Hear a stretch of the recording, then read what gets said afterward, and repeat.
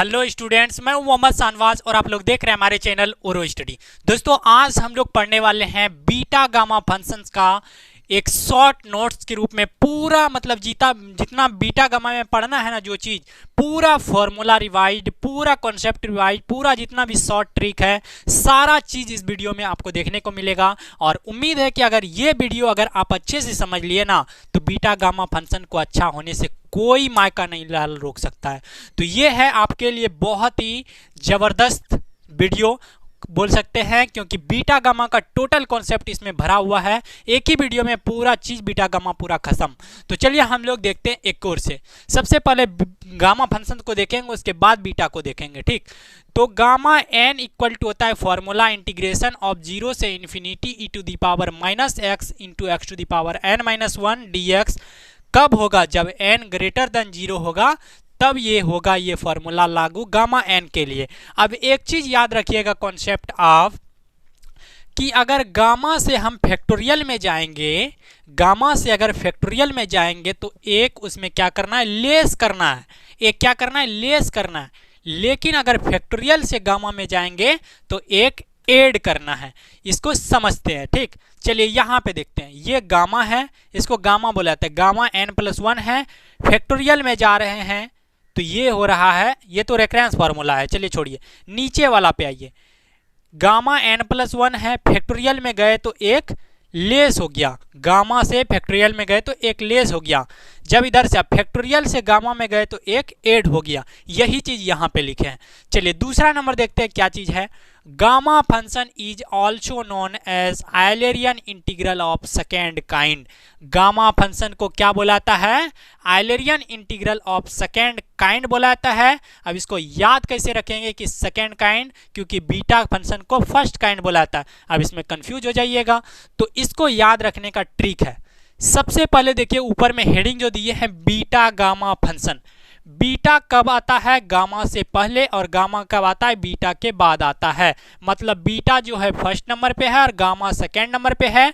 और गामा को क्या बोला जाता है? Eulerian integral of second kind. I hope कि आप लोगों को मजा आया होगा। बीटा गामा जब पढ़ेंगे तो बीटा फर्स्ट में, तो इसके याद रखना इसी तरह कि बीटा को फर्स्ट आइलेरियन इंटीग्रल बोलते हैं। कितना जबरदस्त है। ठीक, चलिए प्रॉपर्टी देखते हैं गामा फंक्शंस का। हम लोग क्या क्या प्रॉपर्टी होता है, मुख्य रूप से 4-5 प्रॉपर्टी होता है जो कि आपका यूज होने वाला है, वही सब घूम फिर के। ठीक, गामा 1 इक्वल टू होता है 1, इसका याद रखना है वैल्यू गामा 1 इक्वल टू 1। और gamma n+1 equal to n gamma n, where n greater than 0, जिसको reference formula of gamma function बोला जाता है। Gamma n+1 equal to n gamma n, इसको क्या बोला जाता है? रेफरेंस फॉर्मूला बोला जाता है। चलिए गामा n ये कब होगा? जब n ग्रेटर देन 0 होगा।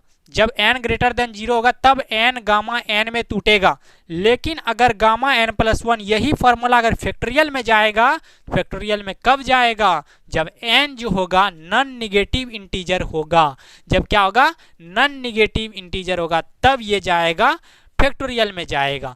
चलिए अब इससे आगे देखते हैं। तब तक आप इसका स्क्रीनशॉट लीजिए। एक बार स्क्रीनशॉट लीजिए, और एक बार मेरे साथ भी आप ले सकते हैं स्क्रीनशॉट। ठीक, तो चलिए ये था, यहां तक स्क्रीनशॉट ले लीजिए। तब तक हम आगे, आप स्क्रीनशॉट ले लिए होंगे। चलते हैं वह आगे चलते हैं। प्रॉपर्टी नंबर 4, तो गामा हाफ इक्वल टू जो होता है रूट पाई होता है। इसको याद रखिएगा, बहुत ही बेहतरीन है ये कॉन्सेप्ट, बहुत ही बेहतरीन है। Gamma half equal to root pi, इसका बहुत ज़्यादा यूज होता है। और गामा 0 इक्वल टू इन्फिनिटी, ये भी बहुत ज़्यादा यूज होता है। खास करके ये मोस्ट इंपॉर्टेंट बोला जा सकता है, gamma half equal to root pi. चलिए नोट पॉइंट कुछ हम लोग लिख लेते हैं। The gamma function is generalized to n less than equal to 0 by use of recurrence formula। अगर n less than 0 रहे, less than equal to 0, जब recurrence formula में इसको पुट करेंगे तब यहाँ से जो आएगा मेरा कॉन्सेप्ट, पहले हम लोग जान लेते हैं कि रेफरेंस फॉर्मूला ये चीज होता है gamma n+1 equal to n gamma n। ये कब होता है? जब n ग्रेटर देन 0 रहे, तब ये फॉर्मूला होता है। लेकिन हम लोग यूज करने वाले हैं n less than equal to 0 को, तो यहाँ से गामा n लेंगे equal to gamma n+1 upon n, जो है ये हो जाएगा n less than equal to 0 के लिए ये फॉर्मूला लागू हो जाएगा। बहुत ही बेहतरीन रिलेशन है। ये आपका निगेटिव पॉजिटिव सारे चीज के लिए लागू होने वाला है अब यहाँ से। तो चलिए आगे देखते हैं हम लोग। Gamma n plus one equal to factorial n अगर रहे तो इसको एन क्या होगा, जब पॉजिटिव इंटीजर रहेगा तब ये फैक्टोरियल में आएगा, जब पॉजिटिव इंटीजर रहेगा तब ये फैक्टोरियल में आएगा। लेकिन अगर n गामा n में टूटेगा, जब ये रेशनल नंबर होगा, n बिलोंग्स टू q यानी रेशनल नंबर में बिलोंग करेगा, तब n गामा n में टूटेगा। और फैक्टोरियल में कब टूटेगा, जब पॉजिटिव इंटीजर रहे तब। अब यहाँ पे देखिए तीसरा नंबर, अगर गामा इंटीजर माइनस में रहे, अगर गामा माइनस में रहे, कुछ दिया रहे इंटीजर, तो उसका मान हो जाएगा इन्फिनिटी। और अगर गामा जीरो रहे तो इसका मान भी इन्फिनिटी हो जाएगा। ये कहाँ से, reference formula n less than zero वाला जनरलाइज वाला यूज करना है, क्योंकि फॉर्मूला होता है gamma n equal to gamma n plus one upon n होता है ये फॉर्मूला। तो चलिए आई होप यहाँ तक भी बहुत ही मजा आया होगा। एक ही वीडियो में हम लोग पूरा बीटा गामा कवर करने वाले हैं। आपको आश्चर्य लगता होगा लेकिन आपको समझने में बहुत मजा आया होगा। एक जगह सारा चीज हो जाएगा, आपको दिक्कत नहीं होगी, आपको लिखते जाना है और इसका शॉर्ट नोट्स इसी तरह तैयार करना है। तो चलिए इसका स्क्रीनशॉट लीजिए। उम्मीद है कि आपकी स्क्रीनशॉट ले लिए होंगे वहां तक। तो चलिए आप चलते हैं, हम लोग बीटा फंक्शंस को देखते हैं। इसी में हम लोग क्या करेंगे, बीटा फंक्शंस को देखेंगे। गामा फंक्शन यहाँ तक में कंप्लीट हो चुका है। चलिए बीटा फंक्शंस का फॉर्मूला होता है beta M n equal to integration of 0 से 1 x to the power m minus one into 1 minus x to the power n minus one होता है। क्या होता है, 0 से इन्फिनिटी नहीं होता है, इसमें 0 से 1 होता है। X to the power m minus one into 1 minus x to the power n minus one dx। ये कब होगा, जब कंडीशन है m ग्रेटर देन 0 होगा और n ग्रेटर देन 0 होगा। दोनों अगर 0 से बड़ा है, पॉजिटिव है, तब ये चीज बीटा एम एन का फॉर्मूला है। Beta function is also known as Eulerian integral of first kind. इसको क्या बोलते हैं, फर्स्ट काइंड। और गामा को क्या बोलते थे, सेकेंड काइंड बोलते थे। फर्स्ट काइंड कैसे बोलते हैं, इसको याद कैसे करना है, बीटा पहले है तो फर्स्ट काइंड, गामा बाद में है बीटा के तो सेकेंड काइंड, सेकेंड नंबर पे है। तो चलिए symmetric property of beta function, ये प्रॉपर्टी साइमेट्रिक प्रॉपर्टी होल्ड करता है, यानी बीटा एम एन को बीटा एन एम भी लिख सकते हैं, यानी एम एन को इंटरचेंज कर सकते हैं आप। एग्जाम्पल के तौर पर beta M n equal to integration of 0 से infinity x to the power n minus one बटे 1 plus x to the power m plus n dx। काफ़ी इंपॉर्टेंट फॉर्मूला है, रिलेशन है ये। और इसको लिख सकते हैं आप n के जगह पे m दे सकते हैं, यानी इंटीग्रेशन ऑफ 0 से infinity x to the power m minus one बटे ये हो जाएगा। तो चलिए अब चलते हैं relation between beta and gamma function. Relation between यानी बीटा और गामा का जो रिलेशन है एक साथ कंबाइंड वाला, वो फॉर्मूला है यहाँ पे beta M n equal to ये हो जाएगा gamma m into gamma n बटे गामा एम प्लस एन। ये कंडीशन है, इसमें भी m greater than 0 n greater than 0, तब ये चीज लागू। 4 नंबर तक आप लिख लिए होंगे। अब चलते हम लोग इससे आगे चलते हैं।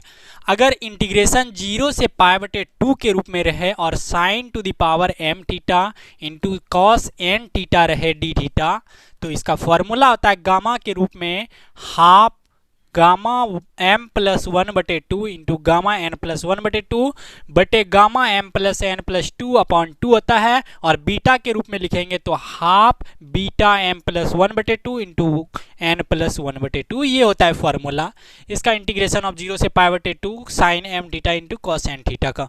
चलिए अगर यहाँ पे इंटीग्रेशन ऑफ 0 से पाई बटे 2 रहेगा, sign to the power m minus one theta रहे, तो इसका फॉर्मूला हो जाएगा हाफ गामा m बटे 2 इंटू गामा हाफ बटे गामा m प्लस वन बटे 2 हो जाएगा। ये फॉर्मूला जो आया यहीं से आया हुआ है, पुट करके लाया गया है। ठीक, चलिए अब डुप्लीकेशन फॉर्मूला देख लेते हैं। काफ़ी इंपॉर्टेंट है डुप्लीकेशन फॉर्मूला।